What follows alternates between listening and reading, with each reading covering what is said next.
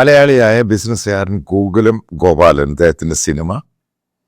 അതുമായി ബന്ധപ്പെട്ട് ഞാൻ ഓരോ വീഡിയോയ്ക്കകത്തും പറഞ്ഞ പോലെ തന്നെ ഇപ്പോൾ പത്രമാധ്യമങ്ങളിൽ കൂടെ നിങ്ങളും അറിയാൻ സാധിച്ചു, ആന്റണി പെരുമ്പാവൂരിന് നോട്ടീസ് സെർവ് ചെയ്തു.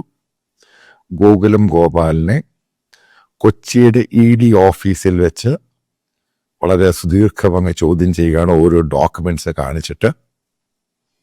അപ്പൊ ആന്റണി പെരുമ്പാവൂരിനെ വിളിക്കുമ്പോൾ നിങ്ങൾ മനസ്സിലാക്കണം, അതിൻ്റെ ആ കമ്പനിയുടെ ഉടമ എന്ന് പറയുന്നത് മോഹൻലാലാണ്. അത് തന്നെയാണ് സംഭവിച്ചത്. അതേപോലെ തന്നെ ഞാൻ നേരത്തെ പറഞ്ഞു, പൃഥ്വിരാജിന് നോട്ടീസ് കൊടുത്തിട്ടുണ്ട്.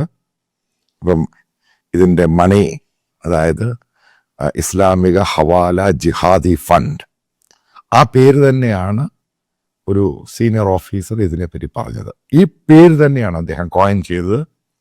അതുകൊണ്ട് തന്നെയാണ് ഇതിൻ്റെ ടൈറ്റിലിനും താഴെയും ഈ പേര് തന്നെ കൊടുത്തിരിക്കുന്നത്.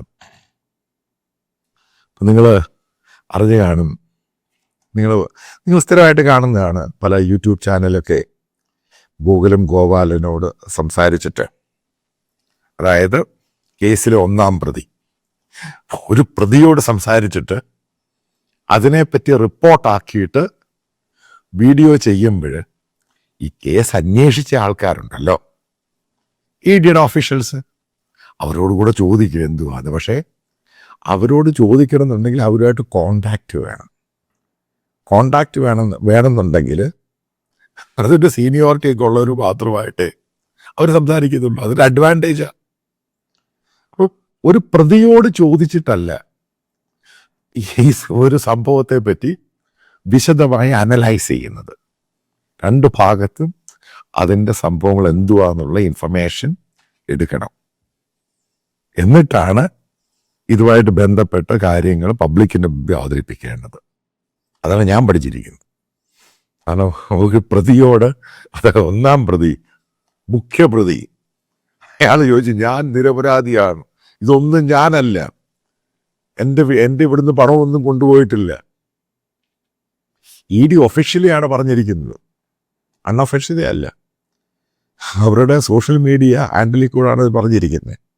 എന്താണ് സംഭവം, പിന്നെ കൂടുതൽ ഡീറ്റെയിൽസ് അവരുടെ ഇന്ന് കിട്ടണമെന്നുണ്ടെങ്കിൽ you needed a good source inside the central agency. അല്ലെങ്കിൽ അവർ തരത്തൊന്നുമില്ല, അവർക്കറിയത്തില്ലല്ലോ ഏത് രീതിയിൽ ഉപയോഗിക്കാൻ, എന്താ രീതി. അപ്പം ജേർണലിസ്റ്റിക്കൽ പർപ്പസാണ് അവരെ പ്രൂവ് ചെയ്ത് അവരുമായിട്ട് ആ ബന്ധമുള്ളവർക്ക് മാത്രമേ അവർ ഡീറ്റെയിൽസ് കൊടുക്കുകയുള്ളൂ. അതവിടെ നിൽക്കട്ടെ. അപ്പം ഇതിവിടെ പറയാൻ പോകുന്ന വിഷയം എന്ന് പറയുന്നത്, എങ്ങനെയൊക്കെയാണ് നമ്മുടെ ഗോകുലം ഗോപാലൻ ചേട്ടൻ, സാറ്, വലിയ സാറ്, അവിടുന്ന് ഈ പണം കടത്തിയപ്പോൾ അതുമായിട്ട് ബന്ധപ്പെട്ട് ചില കാര്യങ്ങൾ പറയാം. നിങ്ങൾ അറിഞ്ഞിരിക്കണം ഈ സംഭവം. അതായത് നമുക്കറിയാം, ഈ PFIയെ ബാൻ ചെയ്തു. SDP-യുടെ മുകളിലും ഇതുമായിട്ട് ബന്ധപ്പെട്ട ആൾക്കാർ മിഡിൽ ഈസ്റ്റിൽ നിന്ന് അവരെയും സ്കാനറിൽ ഇങ്ങനെ നോക്കിക്കൊണ്ടിരിക്കുകയാണ്. ഇവരുടെ അക്കൗണ്ടും ഒക്കെ ഗവൺമെൻറ്റിൻ്റെ ഏജൻസികൾ, അതായത് വിദേശത്ത് നിന്ന് ഫാമിലിക്കൊക്കെ പണം അയച്ചു കൊടുക്കുമല്ലോ. ഇവർക്കൊക്കെ കേരളത്തിൽ അവിടെ ഇവിടെയൊക്കെ ബിസിനസ് ഉണ്ട്, SDP പിന്തുണയ്ക്കുന്നവർക്ക്. അപ്പോൾ അവർക്കൊക്കെ ഭയമായി ഇന്ത്യയിലോട്ട് വരാൻ വേണ്ടി, കാരണം ഇവിടെ ഒന്ന് അറസ്റ്റ് ചെയ്യും, കാരണം ടെറർ ഫണ്ടിങ്, കാരണം ഈ നേതാക്കളെല്ലാത്തും നടക്കും. അപ്പോഴേ ഇവർ ചാനൽ ചെയ്ത സംഭവമാണ് ഈ ഗോകുലം ചിട്ടി ഫണ്ടിൻ്റെ മിഡിൽ ഈസ്റ്റ് ഏഷ്യയിലുള്ള അവിടെ കൊണ്ടുപോയി പണം ഇടുന്നു, ആ ചിട്ടിയായിട്ടും മറ്റു പലതായിട്ടും ചേരുന്നു. എന്നിട്ട് അത് അവരുടെ വീടുകളിലോട്ടും അവരുടെ ബിസിനസ്സിലോട്ടും ഈ PFIക്കും, നിരോധിച്ച PFIക്കും SDP-ക്കും ഈ പണം എത്തിച്ചു കൊടുക്കുന്നു. ഇതാണ് ബേസിക്കലി അതിന് ജിഹാദി ഫണ്ട് എന്ന് പറയുന്നത്. അതായത് ഇവര് ബാൻ ചെയ്ത് കഴിഞ്ഞിട്ട് ഇവർക്ക് പണത്തിന് യാതൊരു പഞ്ഞമില്ലായിരുന്നു. അതിൻ്റെ പേര് SDP-യുടെ പല നേതാക്കളെയും പിടിച്ചകത്തിട്ടായിരിക്കുന്നു പിന്നെ ഫർദർ ഇൻവെസ്റ്റിഗേഷൻ നടക്കുന്നത്. അപ്പം ഇവർക്ക് ലീഗൽ പണം വേണം. പല ആൾക്കാർ ഇവിടെ ജയിലിലുണ്ട്. അപ്പം അതിനൊന്നും ഇവിടെയുള്ള ആളുകൾ, കേരളത്തിലുള്ള ആൾക്കാർക്ക് ഭയമായി ഇവർക്ക് ഫണ്ട് ചെയ്യുക. കാരണം ഇവർ ഫണ്ട് ചെയ്ത് കഴിഞ്ഞാൽ അതിനെപ്പറ്റി അന്വേഷണം വന്നു കഴിഞ്ഞാൽ വ്യവസായികളോ ട്രേഡേഴ്സോ പിന്നെ അവരുടെ ബിസിനസ്സിനെ ബാധിക്കും. അതായത് നേരത്തെ PFIക്ക് SDP-ക്ക് ഫണ്ട് ചെയ്ത പല ആൾക്കാരും അവർ പതുക്കെ അങ്ങ് പിന്മാറി, ഭയന്നു. അപ്പോഴും ഇവർ കണ്ടുപിടിച്ച അടുത്ത റൂട്ടാണ് മിഡിൽ ഈസ്റ്റിലൊക്കെ ജോലി ചെയ്യുന്ന, അവിടെ ബിസിനസ്സൊക്കെ നടത്തുന്ന SDP, PFI ആൾക്കാരെ അവരുടെ മെയിൻ റൂട്ട് എന്ന് പറയുന്നത് ഗോകുലം ചിറ്റ് ഫണ്ടായിരുന്നു. അപ്പൊ ഇതിന്റെ ഇപ്പൊ ഓരോ അതിന്റെ വെർട്ടിക്കൽസ് വെച്ചിട്ട് ഈ ഗോകുല ഗോപാലിനോട് ചോദിച്ചു കഴിഞ്ഞപ്പോൾ ഈ ഫണ്ട് വന്ന വഴിയല്ല അയാൾക്കറിയാം. ഇതാണ് അടുത്ത സംഭവം. അതായത് ഇയാൾക്കെതിരെയുള്ള സംഭവം എടുക്കുന്ന കേസ് വളരെ സീരിയസ് ആണ്. അതായത് ആന്റി ഇന്ത്യ പ്രവർത്തനമാണ് ഗോകുലം ഗോപാലൻ ചിറ്റ് ഫണ്ട് കാണിച്ചിരിക്കുന്നത്. അയാൾക്കറിയത്തില്ല ഇത് നിരോധിത സംഘടനയാണെന്ന്. പല രീതിയിൽ ഇത്ര നാളായിട്ടും ഇതേപോലെ ഫിനാൻഷ്യൽ ഇൻസ്റ്റിറ്റ്യൂഷൻ ബിസിനസ് നടത്തുന്ന അയാളുടെ ജോലിക്കാർക്കറിയത്തില്ല ഈ ഫണ്ടിന്റെ റൂട്ടിംഗ് എന്ന് പറയുന്നത്.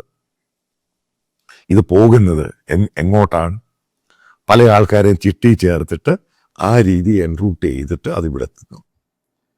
ഇവരുടെ ആവശ്യങ്ങളെല്ലാം കാര്യമായിട്ട് നടക്കുന്നുണ്ടല്ലോ. അപ്പം ഇവർക്ക് എന്തുകൊണ്ടാണ് ഈ പണമെടുത്ത് കോടതിയിൽ കൊടുത്ത് ഇവരുടെ ആൾക്കാരെ ജയിലിൽ നിറക്കാൻ പറ്റുക? കാരണം ഇവര് പബ്ലിക് പ്രോപ്പർട്ടി ഡിസ്ട്രക്ഷനുമായിട്ട് ബന്ധപ്പെട്ട്, കാരണം ഇതിൻ്റെ റൂട്ട് നോക്കും. അതായത് മണി ട്രെയിൽ ഉണ്ടാകും എവിടുന്ന ഇത് വന്നത്. അതിന് പല സോഴ്സും പല രീതിയിലും പല ലൂപ്പ് ഹോൾസും ഉപയോഗിച്ച് അവർ പണം കടത്താൻ ശ്രമിച്ചു. അപ്പോഴാണ് NIA കയറി ഈ പറയുന്ന SDP നേതാക്കളെ കയറി പിടിക്കുന്നത്. അല്ലാതെ ഇത് മഞ്ഞുമൽ ബോയ്സിന്റെ സംഭവമൊന്നും അല്ല കയറി വരുന്നത്. ഈ പറയുന്ന ഗോകുലം ഗോപാലൻ മേടിച്ചിരിക്കുന്ന പല ഹോട്ടൽസും അതിന് ഫണ്ട് ചെയ്തിരിക്കുന്നത് ഇസ്ലാമിക ജിഹാദാണ്. അതാണ് ഇയാൾ എല്ലായിടത്തും ഹോട്ടൽസും പ്രോപ്പർട്ടിയും മേടിച്ച് കൂട്ടിയത്. അതായത് ഇയാൾ ഇതിനകത്ത് ഞാൻ അറിഞ്ഞെടുത്തോളം ഇയാളെ സഹായിച്ച ചില BJP നേതാക്കളുണ്ട് കേരളത്തിൽ, സീനിയർ ആയിട്ടുള്ള നേതാക്കൾ, കേന്ദ്രത്തിന് സ്വാധീനമുള്ളത്. അവരുടെ പേരൊക്കെ ഞാൻ പറയാം. കാരണം കേന്ദ്ര ഗവൺമെന്റ് വളരെ കൃത്യമായിട്ട് പറഞ്ഞു ആരൊക്കെയാണ് ഇവരെ സഹായിച്ചത് അവരെ പോലും വിളിക്കണം, അവർക്കെതിരെ പോലും അന്വേഷണം നടത്തണം. പക്ഷെ ഒരു ഏജൻസിക്ക് പരിമിതികളുണ്ട്. ഈ പറയുന്ന നേതാക്കളോട് ചോദ്യം ചെയ്യുമ്പം ആദ്യം ഉള്ള എവിഡൻസ് മുഴുവനും കളക്ട് ചെയ്യണം. അല്ലെങ്കിൽ ഇത്രയും നാളും ഈ ഫണ്ടിങ് നടത്തിക്കൊണ്ടിരുന്ന ഇയാളെ മോണിറ്റർ ചെയ്യുന്നുണ്ടായിരുന്നു. ഈ പറഞ്ഞ SDP, PFI ആൾക്കാരെ ഗൾഫിലാണെങ്കിലും കേരളത്തിലും മോണിറ്റർ ചെയ്യുന്നുണ്ടായിരുന്നു. അവരുടെ ബാങ്ക് അക്കൗണ്ട് മോണിറ്റർ ചെയ്യുന്നുണ്ടായിരുന്നു. ഇപ്പം ഇതിൽ നിന്നൊക്കെ ഇയാൾ ഒളിച്ചു കടന്നു. എങ്ങനെ നിങ്ങൾ ആലോചിച്ചിട്ടുണ്ട്? എങ്ങനെ ഒളിച്ചു കടന്നു? അതായത് ഇയാളെ സഹായിക്കാൻ ആളുണ്ട്. ഭരിക്കുന്ന ഗവൺമെന്റുമായി ബന്ധപ്പെട്ട ആൾക്കാരും ചില ഉദ്യോഗസ്ഥന്മാരും ഇയാളെ സഹായിച്ചിട്ടുണ്ട്. ആ രീതിയാണ് ഇപ്പം അന്വേഷണം പോകുന്നത്. ആരൊക്കെയാണ് സഹായിച്ചത്? അതേപോലെ തന്നെ ഈ സിനിമയായി ബന്ധപ്പെട്ടും മറ്റുള്ള സിനിമകളിൽ കൂടി ഇവിടെ മീഡിയ ഇൻവെസ്റ്റ്മെന്റ് നിങ്ങൾക്കറിയാം. 2ഓളം പ്രധാനപ്പെട്ട ചാനലുകളിൽ ഇദ്ദേഹം ഇൻവെസ്റ്റ് ചെയ്തിട്ടുണ്ട്. ഇതിന്റെ പുറകിലുള്ള ഫണ്ടിങ് എവിടുന്നാ വന്നത്? ആരാണ് സപ്പോർട്ടീവായിട്ട് മിഡിൽ ഈസ്റ്റിൽ നിന്ന് ഈ പണം അയച്ചത്? ഇതിനെപ്പറ്റി അന്വേഷണം ഉണ്ടാകും. അതാണ് ഞാൻ ഈ പറയുന്നത്. ഉപ്പ് തിന്നുന്നതും വെള്ളം കുടിക്കും. ഈ രാജ്യത്തിനെതിരെ പല രീതിയിലുള്ള പ്രശ്നങ്ങൾ ഈ രാജ്യത്ത് ഉണ്ടായിട്ടുണ്ട്. പക്ഷെ ഈ രാജ്യത്തെ ഒരു ഒറ്റക്കെട്ടായിട്ട് ബാഹ്യ ഇടപെടലില്ലാതെ മുന്നോട്ട് കൊണ്ടുപോകുക എന്നത് ഇപ്പോഴത്തെ കറണ്ട് ഗവൺമെന്റിന്റെ ഉത്തരവാദിത്വം. അപ്പൊ എല്ലായിടത്തും ഒരു ഫ്ലെക്സിബിലിറ്റി ഉണ്ട്. അത് എല്ലാ ലക്ഷ്മണരേഖയും ലംഘിച്ച് നമ്മുടെ ഈ രാജ്യത്തെ തകർക്കുവാൻ വേണ്ടി പ്രയത്നിക്കുന്ന ശക്തികളുമായി ചേർന്ന് ഇവിടുത്തെ വ്യവസായികളും സിനിമാക്കാരും കൂട്ടരും കൂടെ പ്രവർത്തിച്ചത് പിടിക്കപ്പെട്ടു. അതിനെ വെള്ള തേക്കേണ്ട ആവശ്യം, വൈറ്റ് വാഷ് ചെയ്യേണ്ട ആവശ്യം എന്തുവാ? ചപ്പ് തിന്നുന്നതും വെള്ളം കുടിക്കണം. ഈ രാജ്യത്തെ തകർക്കാൻ അനുവദിക്കരുത്. ആരാണെങ്കിലും, എത്ര വലിയ നടനാണെങ്കിലും, എത്ര വലിയ ബിസിനസ്സുകാരനാണെങ്കിലും, ആ രീതിയിലാണ് ഗവൺമെന്റ് ഓഫ് ഇന്ത്യയുടെ ഇപ്പോഴത്തെ നിലപാട്. ഇതിനകത്ത് ആരെയും സംരക്ഷിക്കില്ല ഗവൺമെന്റ്. അതായത് ഇപ്പോഴത്തെ ഒക്കെ പോക്കനുസരിച്ച് പല ചാർജുകളൊക്കെ അനുസരിച്ച്, അതായത് ഗോകുലം ഗോപാലിൽ ഏകദേശം 10-20 വർഷം ജയിലിനകത്ത് കിടക്കുന്ന സംഭവങ്ങളൊക്കെ ആയിട്ടുണ്ട്. കാരണം ഞാൻ നേരത്തെ പറഞ്ഞു അയാളെ അറസ്റ്റ് ചെയ്യാത്തതിൻ്റെ കാരണം ഇതൊക്കെയാണ്. പക്ഷേ ഈ സംഭവങ്ങളൊക്കെ കോൺക്രീറ്റായിട്ട് പലതും തെളിഞ്ഞു കഴിഞ്ഞാൽ ഗവൺമെൻറ് ഇത് ടേക്കോ ഇത് സംഭവം മാറിയിട്ട് ഇയാളെ പിടിച്ചകത്തിടും. അല്ലെങ്കിൽ ഇത് വല്ലാത്ത രീതിയിലോട്ടാണ് മുന്നോട്ട് പോകുന്നത്. ഇയാളെ പുറത്ത് വിട്ട് കഴിഞ്ഞ് ഇതേപോലുള്ള സംഭവം ഇടയ്ക്കിടയ്ക്ക് പറയുന്നു ഞാനത് ചെയ്തിട്ടില്ല, അത് പിടിച്ചെടുത്തിട്ടില്ല, ഇത് പിടിച്ചെടുത്തിട്ടില്ല. അപ്പം അങ്ങനൊരു സ്വാതന്ത്ര്യം ഇയാൾ കൊടുക്കുമ്പോൾ ഇയാൾ അത് ആ സ്വാതന്ത്ര്യം മിസ്യൂസ് ചെയ്യുവാണ്. കാരണം ഇപ്പം ഗോപാലിന് തന്നെ പിടികിട്ടിട്ടുണ്ട്, അയാൾ അണ്ടർ കംപ്ലീറ്റ് സ്കാനറിലാണ്. അത് ശരിക്കും കുടുങ്ങിയിട്ടുണ്ട്. ശരിക്കും എവിടെ ഊരിപ്പോകാൻ പറ്റാത്ത രീതിയിൽ കുടുങ്ങി. ഇയാളെ സഹായിച്ച പല ആൾക്കാരുണ്ട്, BJP പല നേതാക്കൾ. അവരെ പറ്റി ഡീറ്റെയിൽ ആയിട്ട് പേരുകൾ ഉൾപ്പെടെ ഞാൻ പുറത്തു വിടും. ആരൊക്കെയാണ് സഹായിച്ചത്, ഏതിനൊക്കെയാണ് സഹായിച്ചത്, എന്തൊക്കെ ബിസിനസ് ഡീലാണ് അവരുമായിട്ട് ഇയാൾക്കുണ്ടായിരുന്നത്. ഇതിനകത്തൊരൊറ്റ നേതാക്കളും ഇതേപോലെ ആൻറ്റി ഇന്ത്യ പ്രവർത്തനത്തിൽ ഇയാളെ സഹായിച്ചിട്ടുണ്ടായെങ്കിൽ, ഈ പറയുന്ന സിനിമാക്കാരെ സഹായിച്ചിട്ടുണ്ടെങ്കിൽ ഒരാളെയും വെറുതെ വിടരുത് എന്ന് തന്നെയാണ് എൻ്റെയും അഭിപ്രായം. നിങ്ങൾക്കറിയാം, കഴിഞ്ഞ 2 ആഴ്ച കൊണ്ട് ഞാൻ നിങ്ങളോടൊരു കോൺട്രിബ്യൂഷൻ വേണമെന്ന് അഭ്യർത്ഥിക്കുകയാണ്. എൻ്റെ വീഡിയോ റൺ ചെയ്തു ഈ വീഡിയോയുടെ അവസാനം. അപ്പം അതിനകത്ത് ചില പ്രശ്നങ്ങളുണ്ടായി. കാരണം ബാങ്കുകളുടെ ചില ലിമിറ്റ്, അതേപോലെ GPay, ഗൂഗിൾ പേ, UPIയുടെ ചില ലിമിറ്റ്. അപ്പം അതൊക്കെ റെക്ടിഫൈ ചെയ്തിട്ട് പുതിയ അക്കൗണ്ടും ഡീറ്റെയിൽസും അതേപോലുള്ള റെസ്ട്രിക്ഷൻസും ഉണ്ടാവുകയില്ല. വിദേശത്തുള്ളവർക്ക് കറണ്ട് അക്കൗണ്ടിൽ അയക്കാനുള്ള ബുദ്ധിമുട്ട് അത് മാറ്റിയിട്ട് പേഴ്സണൽ അക്കൗണ്ട് വേണ്ടി തരുന്നുണ്ട്.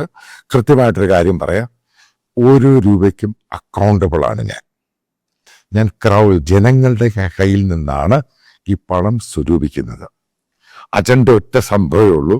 കേരളത്തിൽ ഇന്ന് നടന്നുകൊണ്ടിരിക്കുന്ന മീഡിയ സംസ്കാരം, അതായത് ഒരു പ്രത്യേക വിഭാഗത്തിന് വേണ്ടി മത തീവ്രവാദ വിഭാഗക്കാർക്ക് വേണ്ടി ഇവിടുത്തെ ചാനലുകളും മീഡിയയും അവർ ഗെയിം കളിക്കുകയാണ്. നമ്മൾ മനോരമയുടെ കേസെടുത്ത് നോക്കുക, എന്താണ് അത് സംഭവിച്ചത്. മനോരമയിൽ നിന്നും ഒരിക്കലും എക്സ്പെക്ട് ചെയ്യാത്ത രീതിയിലാണ് സംഭവം ഉണ്ടായത്. അപ്പം നമുക്കിത് പൊളിച്ചേ മതിയാവത്തുള്ളൂ. ഇപ്പോൾ എൻ്റെ കൂടെ സഹകരിക്കുക എന്നുള്ളത് മാൻഡേറ്ററി അല്ല. നിങ്ങൾക്ക് ഇഷ്ടമുള്ള രീതിയിൽ സഹായം 1 രൂപയാണെങ്കിലും അത് ബോണ്ടേജ് ആയിരിക്കും. ഇതുമായിട്ട് ബന്ധപ്പെട്ട് ഞാൻ വരാൻ പോകുന്ന സമയത്ത് ഇതൊരു 24 hours ന്യൂസ് ചാനലായിരിക്കും.